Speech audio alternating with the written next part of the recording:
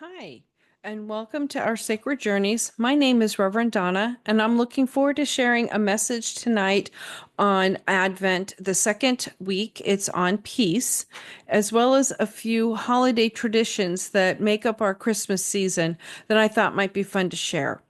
I would like to start with prayer, as that is the foundation for a spiritual life for me is based and anchored in prayer.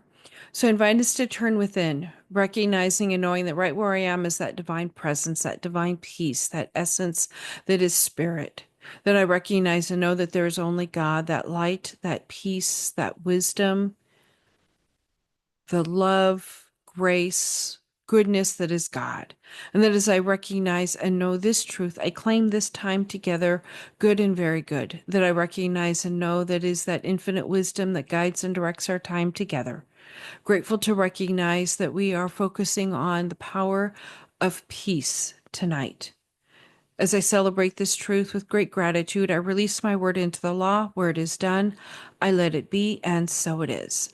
I'm so grateful to be with all of you. I will be sharing tonight from a metaphysical and new thought perspective on the power of peace and Advent and what that can mean for us today. Because what we teach in New Thought and metaphysics is practical application of what we teach, the spiritual principles, how we can utilize these tools here as well as in the afterlife or in the next adventure, however you want to word what happens to us when we lay this body down and move into our next experience. Um, and with peace, last week we talked about hope. This week we're talking about peace. And I am following Unity's Advent. It's Be Not Afraid. The comforts of Christmas is their Advent message for this year. Unity is a new thought tradition similar to mine, which is Centers for Spiritual Living, as well as through the Emerson Theological Institute and their churches as well. I'm a member of both, and I love the idea of all the different faith traditions within the New Thought coming together to share at this time of year. So when we talk about peace, I'm talking about that Christ light, that Christ principle that teaches that there's a peace that passes all understanding. And we have access to this peace from within. Within New Thought, we believe that the divinity is dwells within us, that we have within us the goodness of the divine, the goodness of God to express and to live in this world wholly and completely and with joy. Jesus came to teach us this during his ministry on earth. I tend to think of Jesus as the perfect Gemini, the twins, the human and the divine. I know that we don't really know when Jesus' birthday is. It was not shared in scripture, but it's been taken on as December 25th. I have a feeling it has a lot to do with the winter solstice and some history. And next week I'll be talking a little bit more about the history of the winter solstice. So in metaphysics, we talk about Jesus being the man who became the Christ, and he came to teach us how to live in alignment with these higher ideas and how to utilize them here while we're on this plane moving through our life.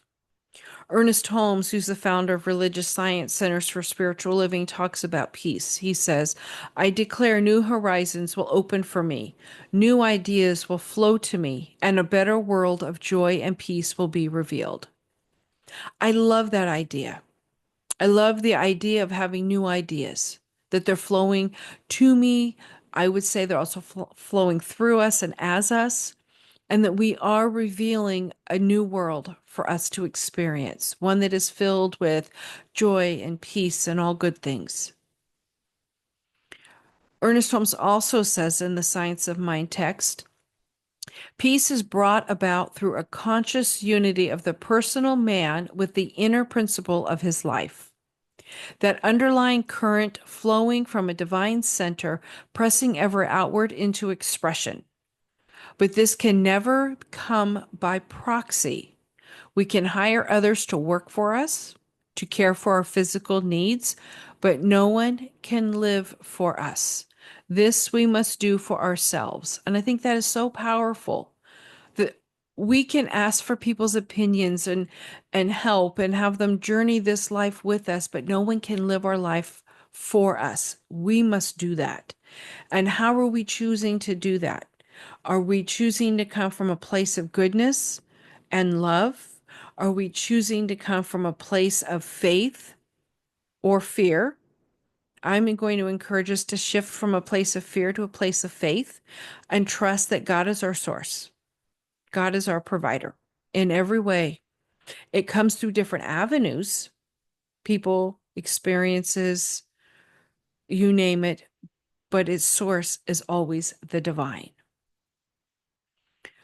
Because I also found on the internet that Advent is a time to rest, find peace, and remember the gift of salvation. So I looked up the definition of salvation in Charles Fillmore's the Metaphysical Bible Dictionary. It's from Unity. I love this dictionary. He says the definition is salvation is based solely on an inner overcoming, a change in consciousness. It is a cleansing of the mind through Christ from thoughts of evil. Now, if I look at evil, I realize that's the word live spelled backwards. So if I'm living out of alignment with the goodness of God, if I'm living out of alignment with our teachings, I'm going to have a not so great experience, correct? That's what Jesus came to teach, how to live in alignment with a higher idea. Love one another, have compassion for one another, care for one another, lift each other up, see the good in others, do good things, follow the laws, whatever it might be. So may we spend this week resting, reflecting, and contemplating on what life is all about. And including this Christmas season, what is life all about for you right now? Like I mentioned last week, is it about the hustle and bustle and busyness? Or is it about the slowing down, the connecting with one another, reconnecting with the divine within us, reconnecting with who we are, rediscovering who we are?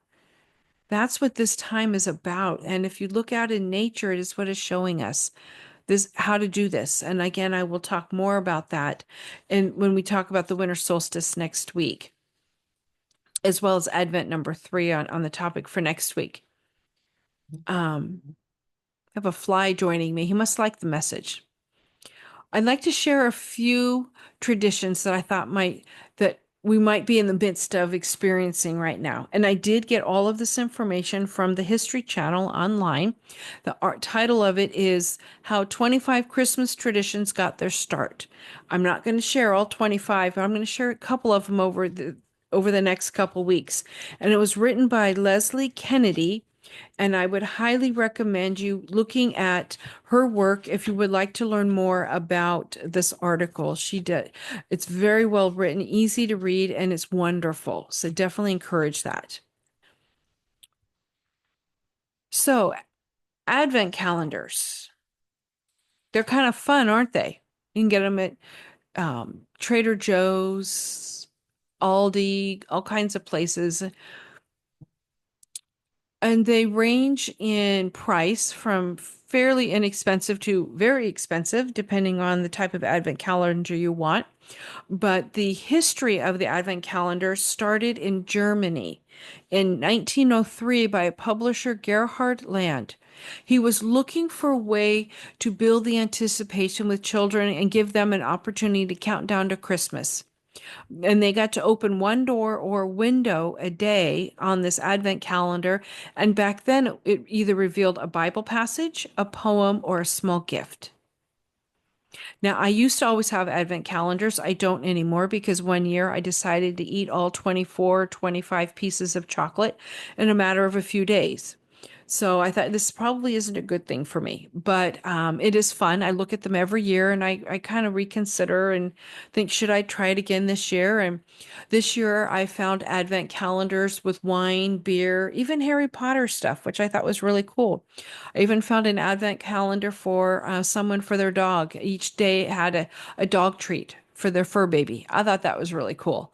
Um, but now, as they've caught on, there's all kinds of things. You might see socks or nail polish or makeup, all kinds of things. Um, but it's fun. It's fun to open them. And like I said, it builds the anticipation, which I don't know about you, but I'm already excited for Christmas this year. Candy canes, those also come from Germany. They date all the way back to 1670. They came to the States in 1847 when a German Swedish immigrant in Wooster, Ohio, put them on their tree. And by the 1950s, they'd caught on that they'd have an automated way to create them.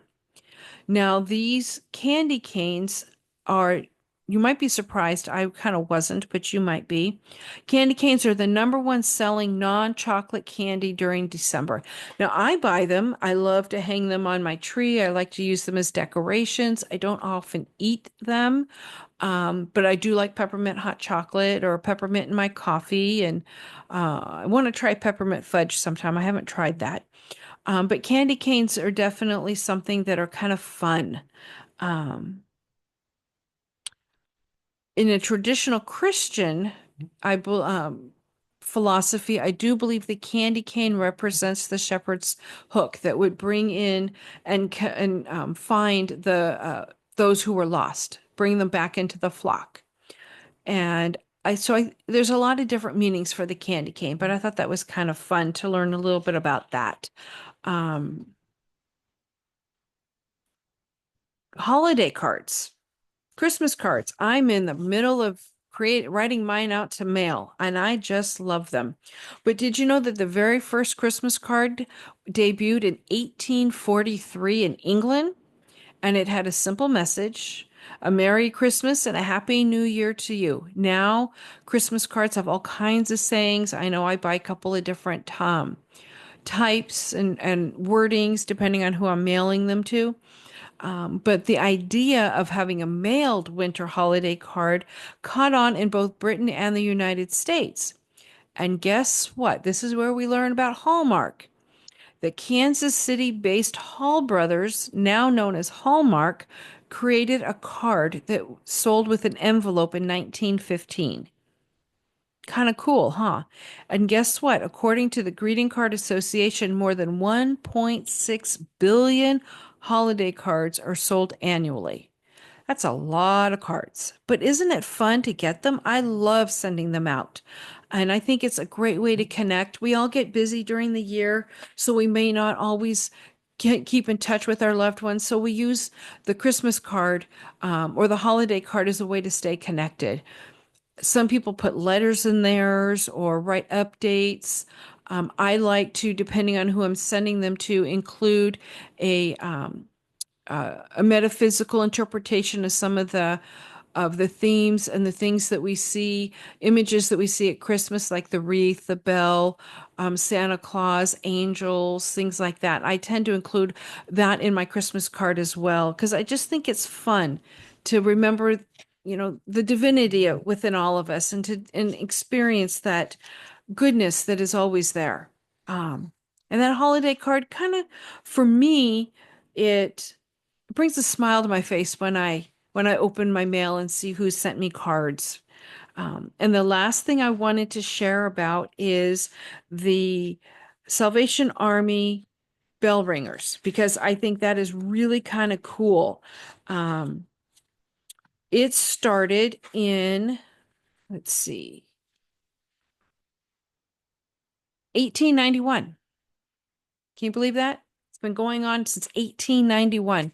And the tradition started in San Francisco when the Salvation Army Captain Joseph McPhee wanted to raise money to offer a free Christmas dinner to 1,000 of the city's most destitute, the poorest in the city. And he had seen a kettle in England where people toss coins in for the poor, so he created his own version of that kettle. And it quickly caught on, and it's now throughout our country and our world that Salvation Army and maybe other organizations do it as well. Um, but they help more than 4.5 million people during the holiday season. And I know I like to talk to them. Near the market that I shop at the most, there's someone out there from the Salvation Army. His name is Mark, and I always try and talk to him when I see him and he's not busy. And we have a conversation for a few minutes, and wish each other a wonderful day, and kind of just have small talk, and really just get to enjoy each other's company for a few minutes. And I just think that is so much fun because what is it doing? It's bringing us together, recognizing that Christ light that's within each of us. So that's just a few of the traditions that I wanted to share about tonight. I'll share more in the coming weeks, as well as a little bit more about the winter solstice next week. Thank you so much for listening. I'd like to close in prayer and turn within and just drop into my heart space, that place where the divine dwells, recognizing and knowing the goodness that is God, recognizing and knowing the goodness that is the truth of who we are, that there is a peace that passes all understanding, and it is within each of us, dwells deep within. And as I touch that space, it is revealed within me and all around me, in relationships, in my own relationship with myself and with others, with my fur babies, with all. And as I give thanks for this time together tonight, I release my word into the law, knowing it is good and very good. I let it be, and so it is. May you all have a fabulous week. I look forward to next week, and enjoy this time, this sacred time of year. Namaste.